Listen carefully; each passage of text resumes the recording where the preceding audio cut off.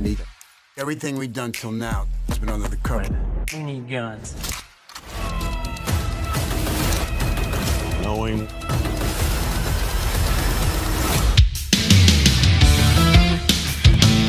Halo Sobat Film, bertemu lagi bersama saya yang akan kembali membahas alur cerita film secara singkat, padat, dan tentunya tanpa basa-basi.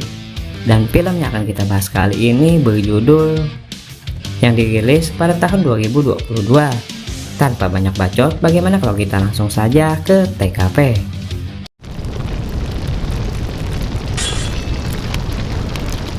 Diceritakan di awal film, ditampilkan sebuah operasi penyelamatan sekelompok petugas yang saat ini sedang menangani kasus penyanderaan beberapa siswa yang dilakukan oleh sekelompok gangster. Yang pada operasi kali ini, suatu kelompok petugas yang dipimpin seorang pria bernama Mason mendapat izin dari atasannya yang bernama Alston untuk menjalankan misi tersebut. Mason pun langsung memberikan perintah kepada pasukannya untuk bergerak, yang salah satunya terdapat tokoh utama dalam cerita ini bernama Connors. Dan kemudian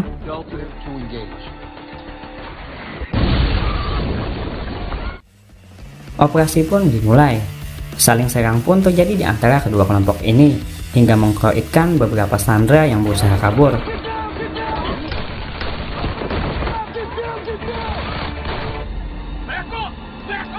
Hingga pada puncaknya sebuah insiden terjadi.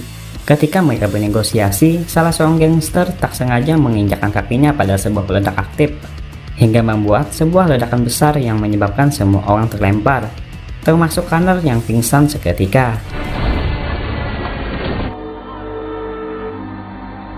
Setelah kejadian itu, 18 bulan kemudian, Connor rupanya telah menjadi seorang polisi biasa, dan kemudian kembali terlibat konflik dengan sebuah kelompok gangster paling berpengaruh di kota ini. Setelah dirinya menyelamatkan seorang remaja yang saat ini sedang diburu kelompok tersebut. Tak hanya menyelamatkan remaja itu, Connors juga mengkoekkan salah satu anggota gangster tersebut, yang tentu saja membuat sang pemimpin yang bernama Pettis begitu marah. Namun untungnya Pettis tak mengkoekkan Connors dan malah melepaskannya. Hal tersebut dia lakukan karena dia ingin mempekerjakan Connors untuk suatu misi.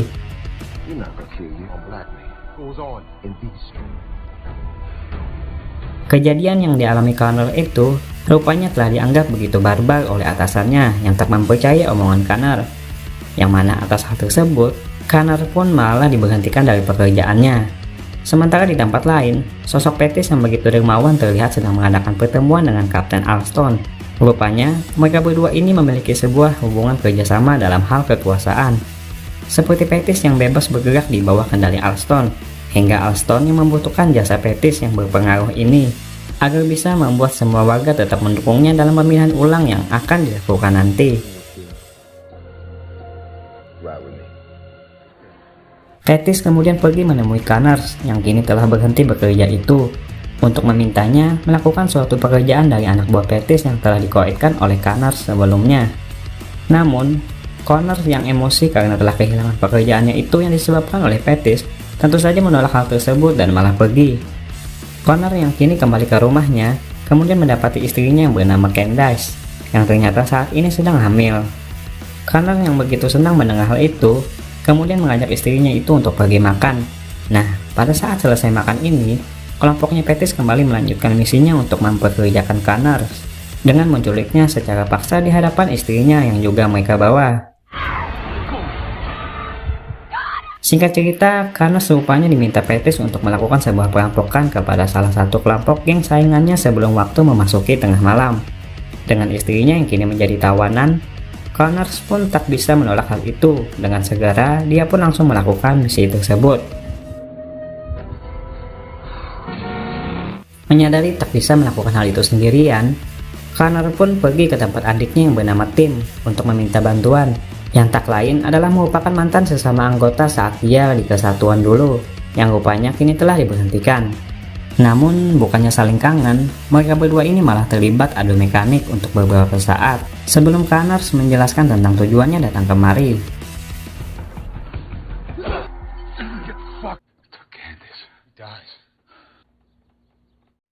Di tempat lain, sosok Kapten Mason yang rupanya juga telah diberhentikan pasca kegagalan dalam misi penyanderaan sebelumnya, ditampilkan datang ke kantornya Alston dengan maksud untuk menginterupsi perkataan Alston yang begitu bijak saat menghadapi wartawan.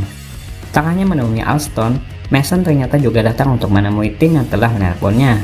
Setelah mendengar penjelasan dari Connor atas hal yang telah menimpanya itu, Mason pun berniat untuk membantunya dengan menghubungi beberapa rekan lainnya yang tergabung dalam kesatuannya dulu, yang masing-masing bernama Dwayne dan juga Steve. Singkatnya, mereka semua pun akhirnya berkumpul. Connor langsung menjelaskan tentang alasan kenapa mereka semua ada di sini, yang tak lain adalah ulah dari Pettis. Mendengar penjelasan Connor itu, mereka semua pun sepakat untuk membantunya. Layaknya kembali berada di kesatuan, mereka berlima pun kini tengah bersiap untuk menjalankan misi itu. Target mereka adalah untuk merampok uang milik salah satu geng yang telah ditargetkan oleh Pettis sebelumnya. Tanpa banyak bacot, tempat itu pun langsung mereka serbu hingga hampir rata.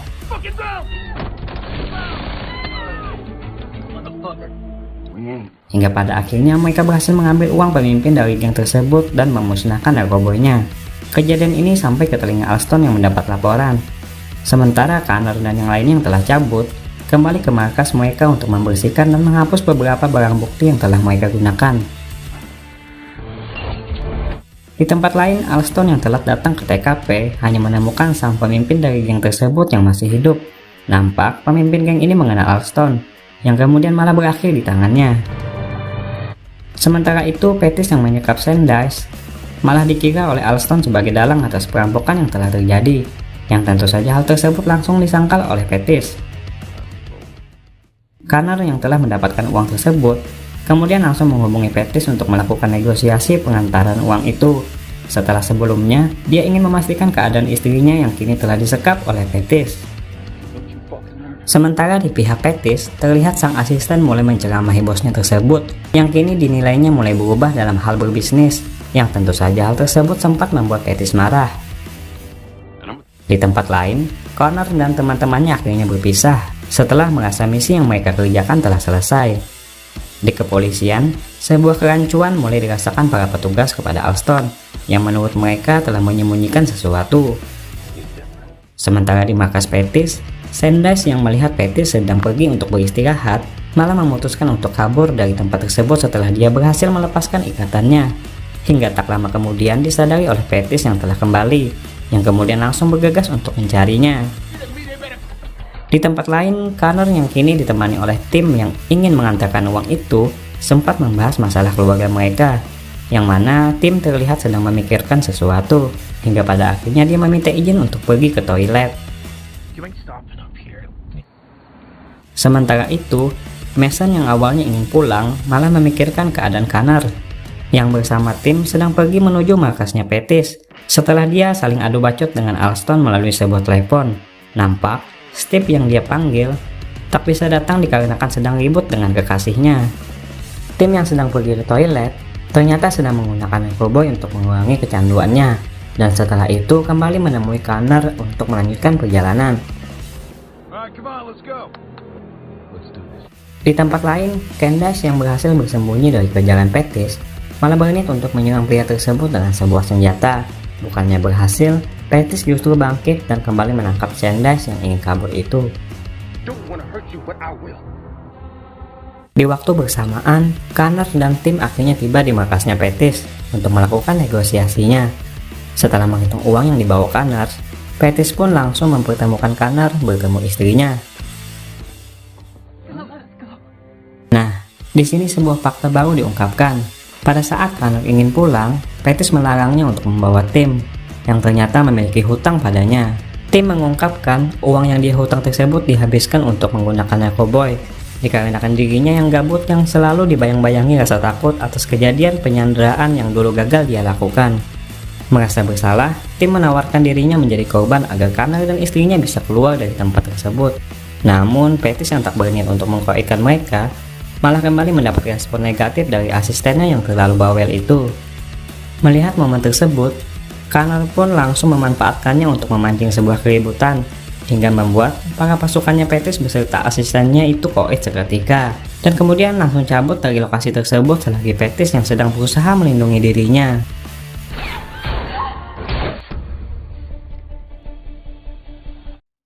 Connor yang kabur dihadang oleh beberapa anak buah Pettis yang menghadangnya.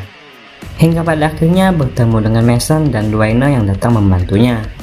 Mereka kemudian kembali ke dalam dan berhasil melumpuhkan Pettis yang tertinggal sendirian. Nah, pada momen ini, Pettis yang terdesak menceritakan tentang keburukan Alston yang selama ini telah bekerja sama dengannya dalam hal kekuasaan. Pettis juga menjelaskan tentang Alston yang memiliki uang hasil korupsinya yang dia simpan di dalam sebuah bank yang akan dia pindahkan pada pagi hari ini setiap 6 bulan sekali. Pettis yang menginginkan damai kemudian menawarkan sebuah ide untuk mengambil uang tersebut yang tentu saja juga akan melibatkan dirinya. Mendengar pernyataan Pettis itu, Mason dan yang lainnya pun akhirnya sepakat untuk melakukan misi tersebut, yang kemudian berniat akan kabur setelah mendapatkan uang itu dengan bantuan sepupu Candace, yang ahli dalam mengubah identitas mereka nantinya. Singkat cerita, setelah selesai mempersiapkan kelengkapan, mereka semua pun langsung memulai misinya. Nampak, Alston dan para anak buahnya yang berada di tempat itu langsung dibuat terkejut oleh serangan pembuka yang dilancarkan oleh Connor dan kelompoknya, yang kemudian diikuti oleh serangan balasan dari Alston hingga memicu sebuah peperangan.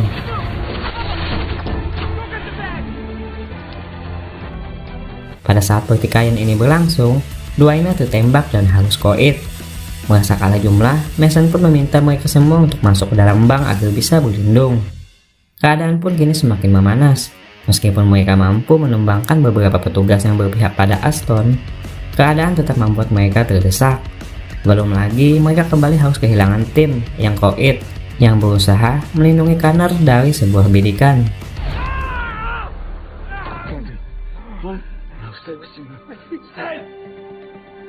Keputusasaan pun akhirnya mulai mempengaruhi pikiran mereka, hingga pada akhirnya Steve yang sebelumnya tak bisa ikut tiba-tiba datang dan langsung menyelamatkan mereka semua dengan sebuah mobil yang dia bawa.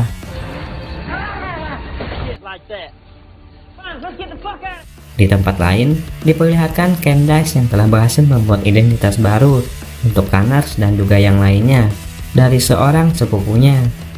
Kembali ke TKP, Steve menjadikan dirinya sebagai tameng agar Connor dan yang lainnya bisa kabur dengan mulus dengan mobil yang dicurinya. Namun naasnya tekadnya harus dibayar dengan mahal ketika para pasukannya Alston berhasil membuatnya koit, meskipun Connor dan yang lainnya kini telah berhasil kabur. Nah, pada momen ini, sifat antagonis dari Alston pun akhirnya ditampilkan, yang terlihat menghabisi rekannya sendiri, yang mana hal tersebut disaksikan langsung oleh rekannya yang lain, yang langsung merekam hal tersebut. Sementara Connor dan yang lainnya yang berhasil kabur, terlihat masih terlibat konflik dengan para sisa petugas yang mengejarnya. Tak ingin berakhir dengan kegagalan, Kapten Mason malah mengorbankan dirinya menjadi tameng terakhir untuk menghadang pasukan Alston tersebut, yang tentu saja seketika membuatnya koit dengan begitu ekstrim. Namun, berkat usahanya tersebut, Connor dan Pettis pun kini berhasil selamat dan langsung kabur dengan sebuah pesawat yang telah disiapkan oleh Candace yang telah menunggunya. 7 bulan kemudian pasca kejadian itu, Connor dan istrinya yang kini telah memiliki seorang anak diperlihatkan tinggal di sebuah kota yang damai bersama dengan Pettis, yang kini telah insaf menjadi seorang gangster. Terlihat mereka mengirimkan beberapa uang yang mereka dapatkan sebelumnya kepada kekasihnya Steve yang kini kembali menjomblo. Sementara di kantor kepolisian, Alston yang kini telah terbukti menghabisi rekannya pada sebuah rekaman akhirnya ditetapkan sebagai tersangka. Dan di bagian akhir film ditampilkan Candace yang sedang mengirimkan sisa uang yang mereka dapat untuk para keluarga korban penyanderaan yang ditampilkan pada scene pertama. Film pun akhirnya selesai, benar-benar ending yang begitu mengagumkan.